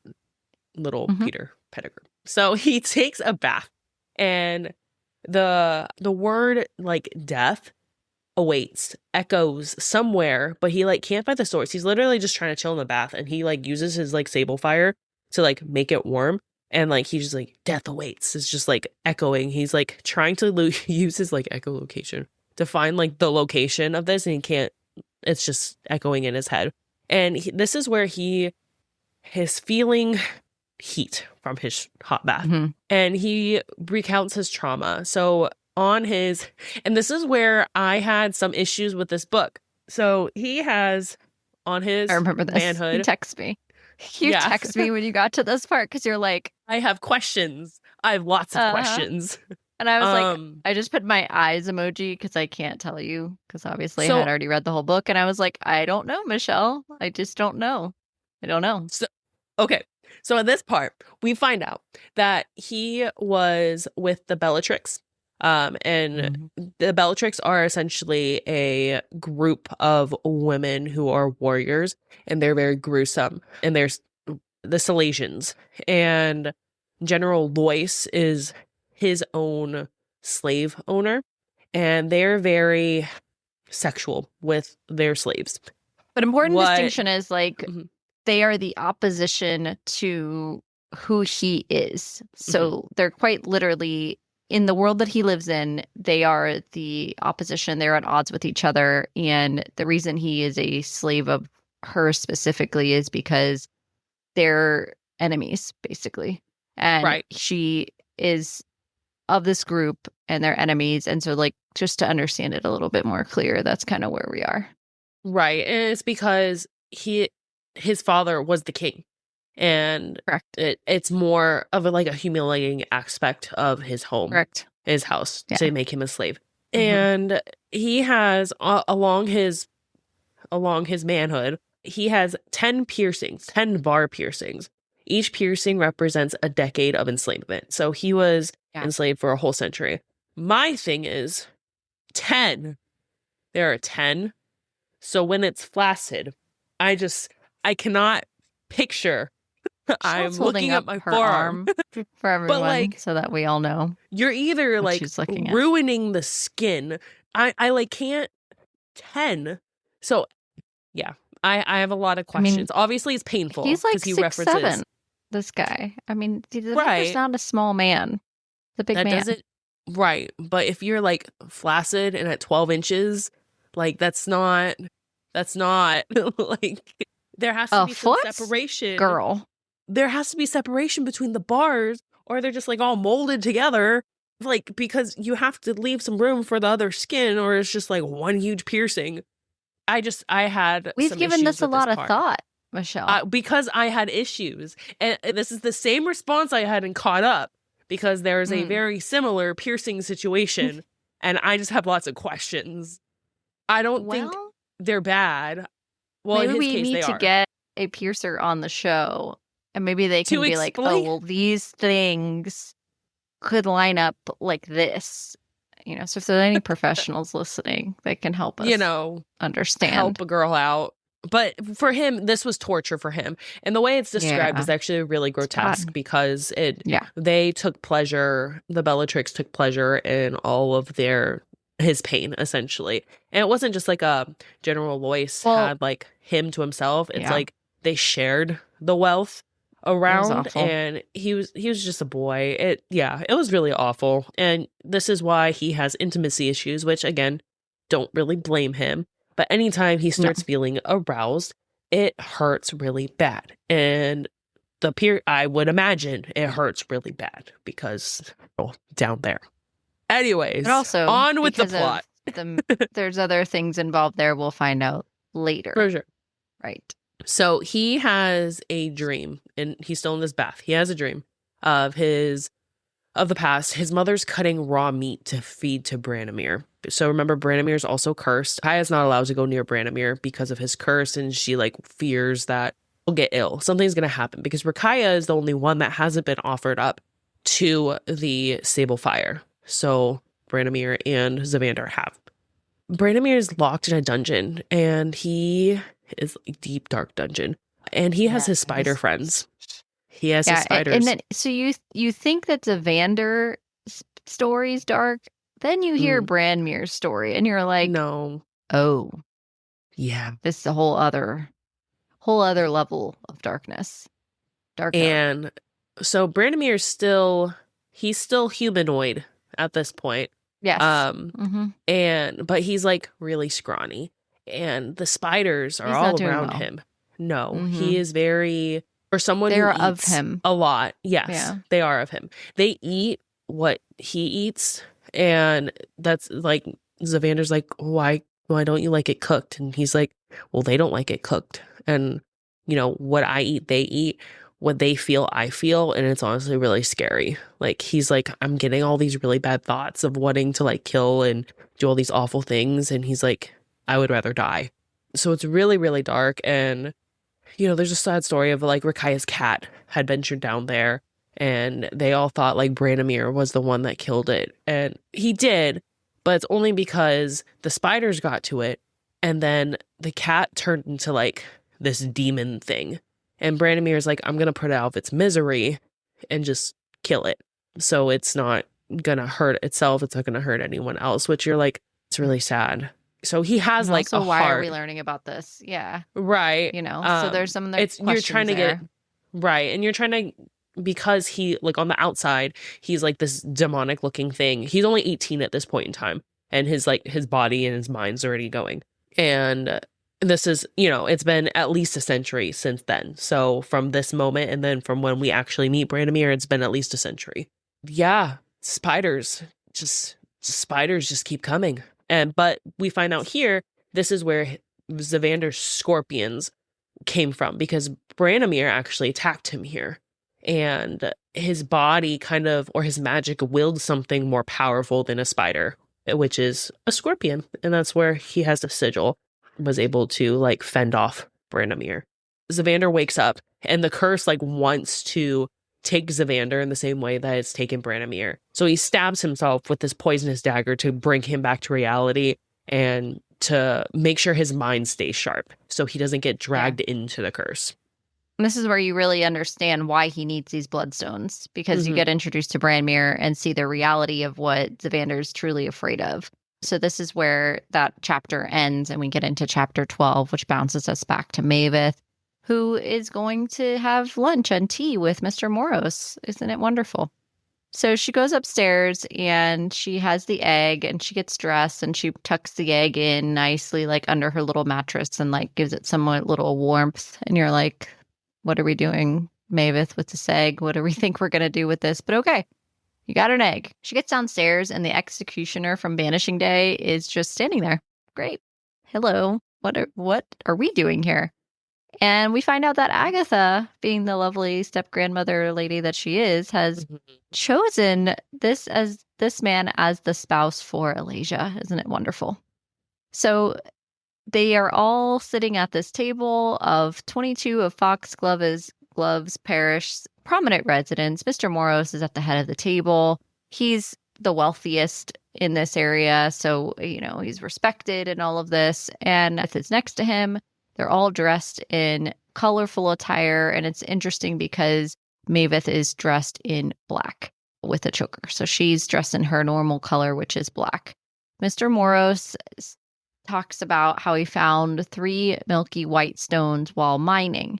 So now we know that these white stones, because of what we've been reading about with Savander, point to magic, and you can kind of start to piece this together. So we know the Vivicantum is this white stone powder material.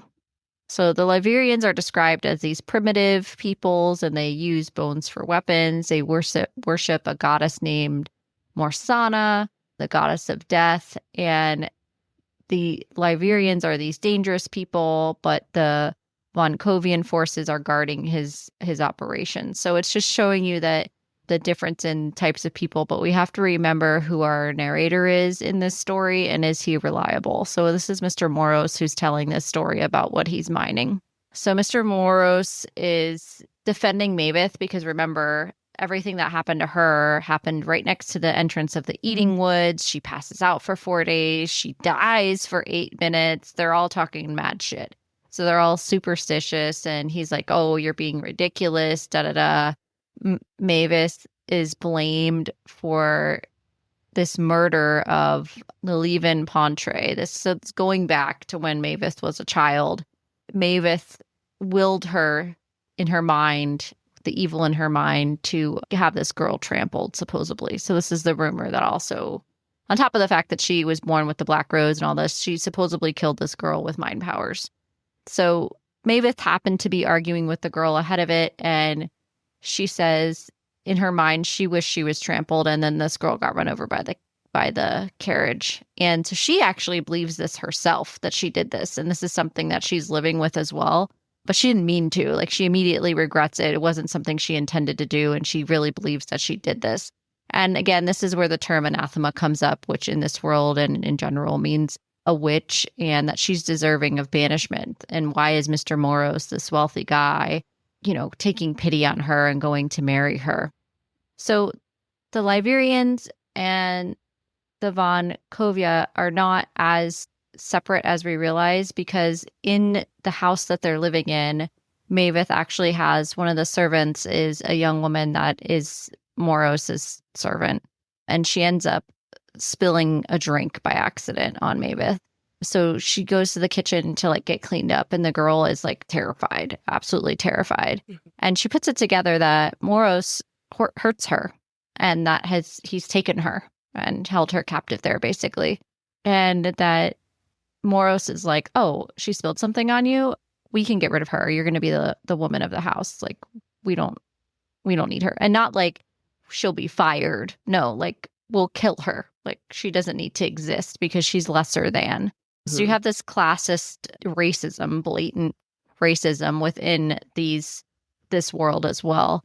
And so the Liverians are considered lesser than to Mr. Moros and these people as well. The captain who is at this table is also like, oh, she's primitive. They're incapable of understanding or talking or any of that. It's just, yeah, ridiculous. So basically treats her like trash. And so Maveth is like, oh shit, any semblance of thinking that Mr. Moros is a kind man, because she was like, well, maybe my initial gut, which, by the way, if your initial gut tells you something's wrong, it's probably correct. It's likely. And so, yeah. So she's like, oh, well, he brought me chocolates and flowers every day. Maybe my assumptions of him initially were just because I've got my own traumas, were not accurate, right? So she's kind of thinking everything's going to be cool. And she slowly starts to realize yeah, no, I think he just wants to collect me. I think he just, for some reason, he wants me. He's not a good person. So what does he want me for? And so she realizes, like, shit, we need to try to save this girl, and also what is going on here. And we end chapter 12. Mm-hmm. Yeah, and it's gonna continue to get heated in the next episodes as we continue through this book. Yeah, it's a lot to unpack, a lot of even foreshadowing to Eldritch. We're seeing a lot of that in Anathema. And I want to just, state again, we're going to try our best to really keep to the chapters that we're in and kind of flow through the story that way, because I know how dense, like, I'm sitting next to Eldritch right now, and I mean, she's over 700 pages. She's a thick girl. Yeah. I haven't read Eldritch at take this your time. point yet. So really going in, there are a lot of... So I know how Anathema ends, but I don't know the story up in, like, to the end of book 2. So I have a lot more questions that I'm sure are answered in book 2. But this is interesting because usually when we cover a series, already. We have both finished the series already, and we're going in analyzing it as, like, the story as a whole. But I'm actually going in, like, I know Anathema, and we will get to Eldritch. I'm excited to get to Eldritch, but so I have a kind of a different, maybe blinded perspective going as we go along this book. I will not add all the things because I don't want to ruin it for you. So appreciate it. We'll keep that out. But all right, now it is time for Down the Rabbit Hole. So the internet right now is losing its mind over Wuthering Heights, which has been adapted, I mean, countless times. Countless times. So I guess my Down the Rabbit Hole thing is there's just people that are just, like, ripping this movie apart, which by all means, do your thing if you want. That's totally fine. I think my take on that is that the director, she's very artsy in the sense that she is very dark, gothic. She tells you up front that this is not Wuthering Heights. She puts it in air quotes. You're going to get something different than this. And I guess my question to you is, how do you feel about those who are like, this isn't the book, who are, like, pissed off about it? Like, what are your thoughts of, like, that kind of mentality towards adaptations? Because we see that a lot, right? A lot of and on that note, what are your expectations for, the Fourth Wing adaptation that we're waiting on, the Quicksilver adaptation, all the things that are going to be, that are on deck, and there's so many more. Those are just very, very skimming the surface of what's on deck for becoming a show. We just found out that Lights Out is going to be a show on Netflix, that they were bought it, the show. And so with that note, like, in mind of how everyone freaks out that, the film is not as good as the book, what are your thoughts there? And I just wanted to, like, touch on that because I feel like it's just been, like, everywhere this past week. The film is rarely ever as good as the book, just because there's so many internal things that we as readers love from characters that you just can't get in the movie. The only movie that I think was, like, super close to the book that I enjoyed was The Hunger Games. It was, like, almost to a T. Yeah. So my thing is, which so we get I did Sunrise on the Reaping later this year. We do. So my thing is, if the director intentionally said, I'm straying away from the book, but I'm keeping core elements, and then I think that is enough warning to keep an open mind. If a director is saying, I am doing this book and turning into a movie, the expectation is you're going to do the book. Stick to it. Take very little liberties with it. And I think that's where people get mad. I didn't watch Wuthering Heights. I have read almost all of the Bronte sisters, and their books are, while romantic, they are quite dark. I mean, in their time frame, it's of a their big time. commentary of women in that day and age, and how, like, the romantasy of love is not actual, like, romanticized. There's so much commentary on society and the bleakness of women and that certain time, and just that society in general, that I like dark elements in romance because it kind of brings more of a natural, realistic play on romance. It's not all just, like, a Hallmark movie. But it's hard. It's hard to do, like, so Michael B. Jordan picked up Fourth Wing, right? And his production team. I honestly fear for the man because that is such a beloved series. And if you aren't getting the characters right, and everyone has a different perspective on who the characters are and what they look like and what you're not going to please everyone. No. But if there are too many liberties taken, there which honestly concerns me about the 2 dark romances we covered last year that are also being made into films. So we have Butcher and Blackbird, which is going to be a film. Right. And we have Lights Out. I wonder how much of these, there's really dark stuff in there that I think is like, are we really gonna do this? Are we gonna do like off screen? Like how are we gonna do this? Thinking of the mattress. But also like the knife in Lights Out, yes. And then also like, our girl with her eyeballs. I mean, she's going ham.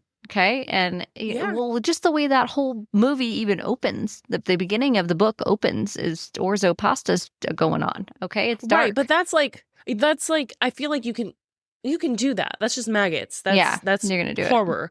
Those are horrors. There are sexual elements that are definitely not for like standard television. Faint of heart. No. I feel that should not be, that is up here, not necessarily on a screen. I wonder too, does that take away from it? Because I feel like a lot of people, when you read these books, it's a shock factor. But I think too, like these characters are beloved. You love these characters because you read that book in a time that served you well.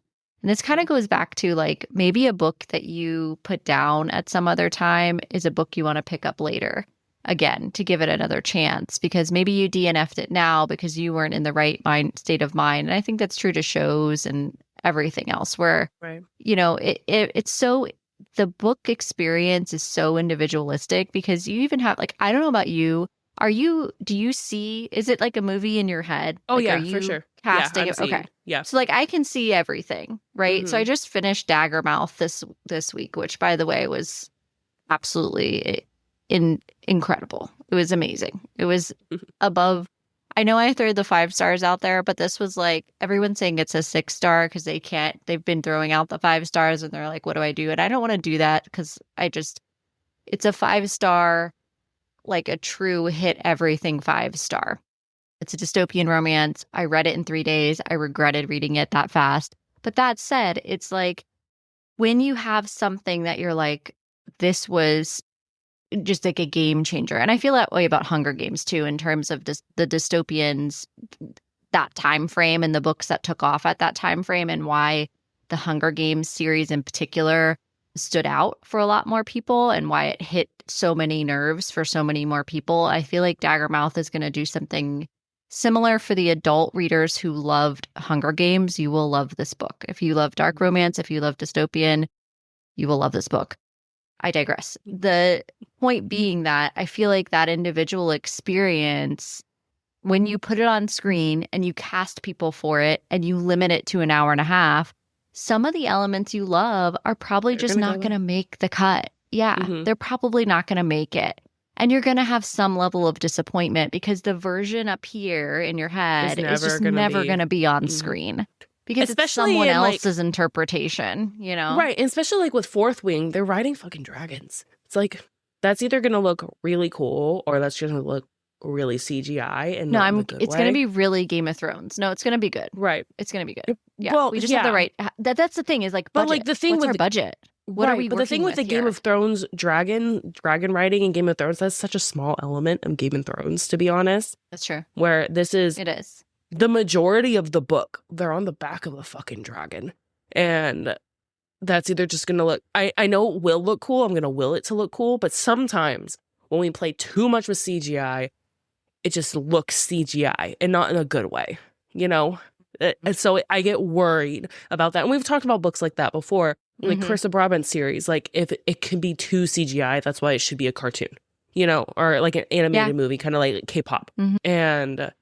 yeah, I know they're going to be, like when there's a series, like it's a TV series, an extended series, because you get like in Game of Thrones, you get an hour and a half episode, you get a whole movie every single week.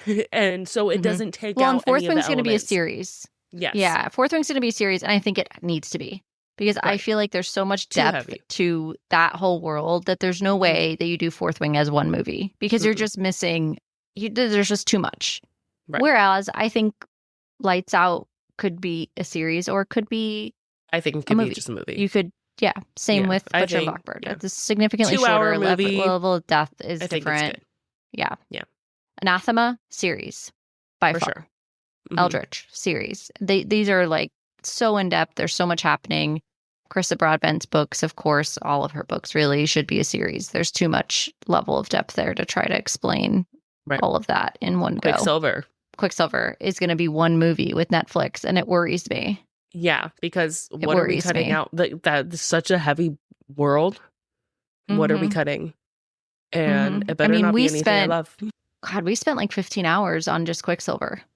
Talking about it. Between interviews, I mean, Mhm. and you're going to put that in an hour and a half, maybe 2-hour film. I would Yeah. hope. Movies tend to be longer nowadays. So the big heavy true. movies, it's normal to push Mhm. 2.5 to 3 hours, which is long, but you're getting everything in there. Lord of the Rings set So. the stage for that. Thank you, Yep. Loader. We love you. We appreciate you. Yes. Although I have okay. some qualms with The Hobbit being like 3 movies that are all 2 hours long, because The Hobbit But at that point, is not a big book. It is not a big book at all. Okay. But the fans wanted it. They went for it. They were here for it. And also, like, the franchise was just like, we're going to try to pull this for thread as long as we possibly can. I didn't watch all the Hobbit movies just because I'm like, this is way too fucking long. I didn't either. To be fair. Like stereotypical Tolkien describing Elaine for 10 pages because I have to describe every ornate detail of the leaves falling and the footfalls and everything. He wants you to make a cinematic experience, you know? He wants to bring you in yes, there. Absolutely. But The Hobbit is like 300 pages. So that was my issue. Anyways. Now all right, it's time so we're for gonna Q&A. Yeah. Pop us over to Mr. Q&A. I already have a question for you. My question for you, because since we're on the topic of culture right now, what's your favorite Winter Olympic sport to watch? We were actually just talking about this. By we, I meant me and my husband. Of course, I need to tell you who the we is. My husband about this. Not you just and because, I. Yeah.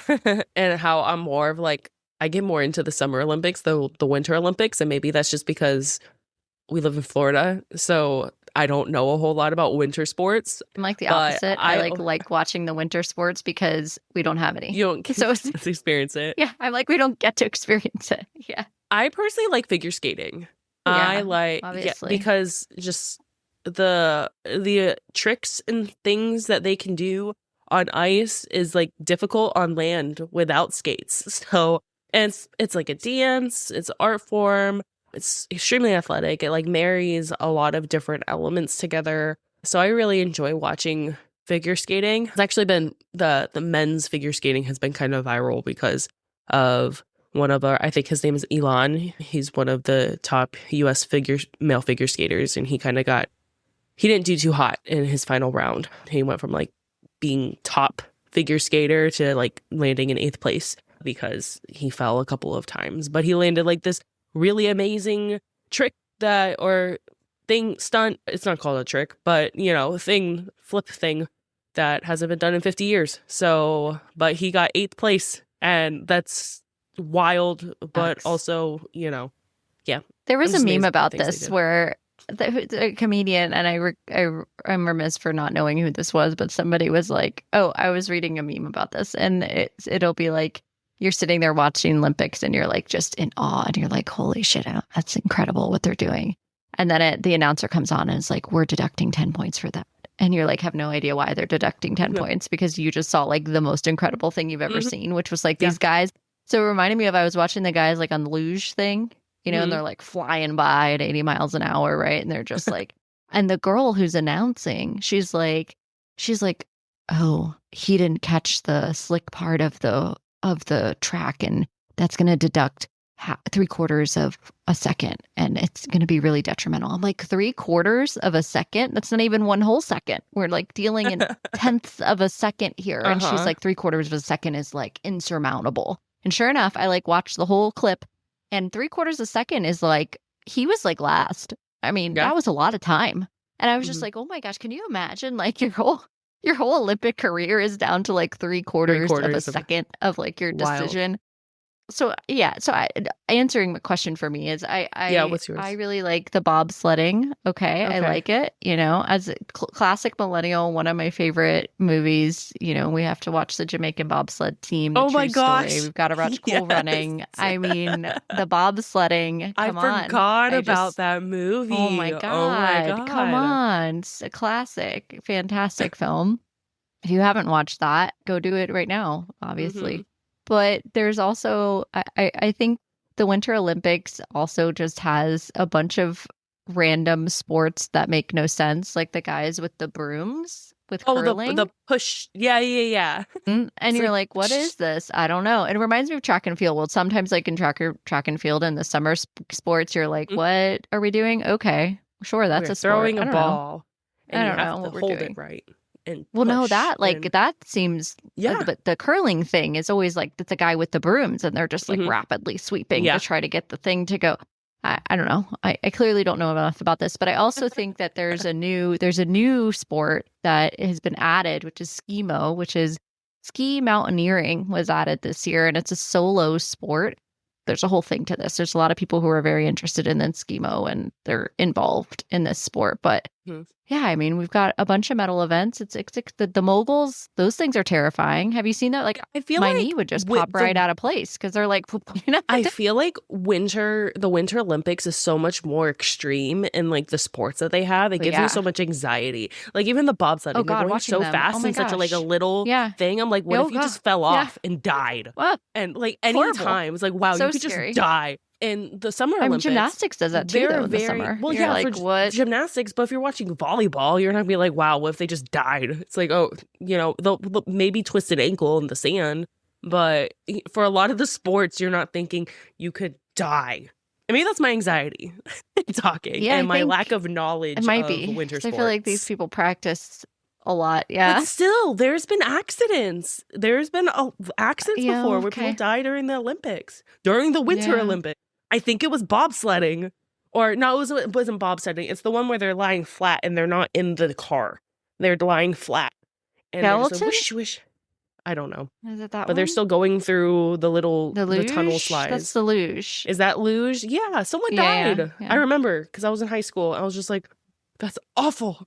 Like, and it is. Yeah. Like, so yeah, I feel like Winter Olympic sports are just really extreme. Probably too extreme. They are. For my mental health in watching it. I'm just like, what if? Yeah, the whole time. Yeah. Yep. Okay. So Okay. my question for you is, so we have read a ton of books for our podcast, and we've read a lot in the last couple of years of different books. My question is, what is something that you've read that you didn't think you would actually like, but turned out liking throughout our reading journey? Oh. Like I mean, a I think series or a trope, or I'll be honest, like I feel like I took like a long period of time off from reading. Not like a hugely long period of time, but like in terms of like being experimental or dabbling in new genres or like really getting into books to the level I am now. And I think dark romance as a whole was something that I didn't realize I would enjoy as a genre. And I think that I didn't really fully understand all the subgenres that exist out there now, and dark romantasy included in that. So like I think a year ago, 2 years ago, my level of reading just coming around to starting off with ACOTAR and starting off with Fourth Wing, and I really didn't have a ton of knowledge about romantasy, period.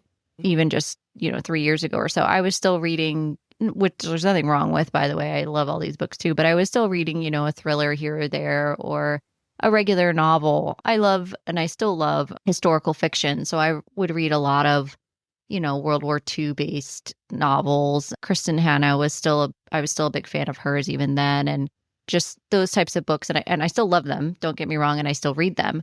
But I think that my depth of understanding of what's out there to read now. And I also think that there's just more.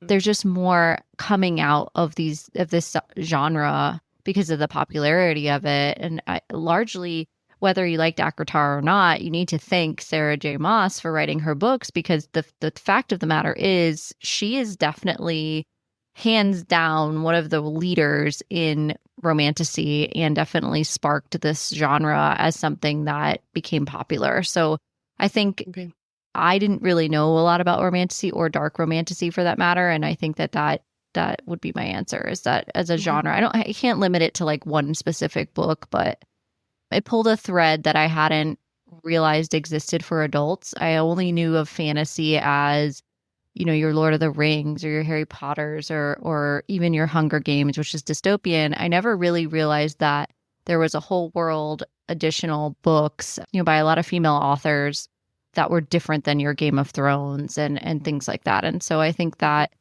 yeah, I would say that's probably my answer there. Okay. Yeah. I mean, I would have to agree in terms of dark romance, especially. I think we talked a lot about how, like, I was very hesitant to hop into dark romance. And I think that's why it's very important which dark romance you pick to dip your toe into. And if you check your triggers. And if it's something a little too dark, then you're going to want to take a step back. And since you talked a lot about dark romance, I'm not going to go down that just because I feel like we have very similar ideas in terms of that. But one trope that I did not think I would like or enjoy was why choose. I was like, oh, this is a thing. This is, you know what? Yeah. Why? Why in a realm of the imaginary should someone have to choose? She'd have her cake and eat it too, or 3, however much cake she wants. So that's one I was like, for sure. Oh, interesting. And, you know, it's usually pretty lighthearted in terms of, like, you know, in dark romance, there are why choose elements, but in more of like the fantasy romance, you have paranormal romance and all that. That's where the why choose element kind of comes in. And it just kind of adds like this twist, like, oh, okay, why not? I'm already along for this ride of aliens with nubby things. Why not just let's get multiple of them in there. Or dragons, or magic, or fae, or snakes, or like they might not even be humans. Like, we don't know. The basilisk one. Yeah, it's so funny to me because all the people who are like, it just reminds me of all the people who are like, I can't believe you're reading a why choose. And I'm like, these are not people. They're also dragons. Like, this whole thing's made up. Why are we freaking out? Like, what are you, like, what? This isn't, what are we doing? And I just don't why are you stuck on that? Like, did you miss the whole part that like they're also doing magic and like there's like what? That's okay. They're gods and stuff. Like, what? I just don't, because, you know, so I'm a literary major, right? Is this a problem like with you? You know, like, no, it just doesn't. You know what I mean? Yeah. And, you know, I'm a literary major. So a lot of in college, everyone's like, well, I read the classics, you know, and Dostoevsky, fine. I'm not going to read him all the time. Or, you know, again, the Bronte sisters. So they're elitists about the fact that they read. And that's so many people with English degrees. Not everyone, but that's so many. So I'm like, cool. You know, and in college, I'm like, I still read manga. So I'm like, I don't, you know, I guess I also like reading the classics. That's what kind of got me here. You know, reading The Great Gatsby and just F. Scott Fitzgerald in general. Yeah, that's not it. There's so many books. There are literal stores with all these different like, genres. If you're not enjoying what you're reading, you don't have to keep reading it. This isn't a class. It's not required reading. Go put it down and pick up something that you like. We can have that bookish rant down the rabbit hole another time. I feel like that's a really good topic for another conversation, and we can get into that in another episode for sure. All right. Well, before we wrap up, let's talk about what's coming up next on Book Club After Dark. Yeah. Next week, we are going to continue our exploration into the Eating Woods with chapters 13 through 26 of Anathema. Kind of taking our time here, but going kind of quick, by Keri Lake. We're looking forward to further dissecting this novel with you. And don't forget, we want to hear from you. If you have thoughts on Anathema or suggestions for future reads, drop a comment below or message us on one of our social media platforms at Book Club After Pod. Show us your fan art, theories, or anything bookish you'd like to share. You can also visit our website, bookclubafterdark.com. Co to stay up to date on our cozy content and check out some of our merch. That's all for tonight. Sleep tight, night owls. Until next time, happy reading.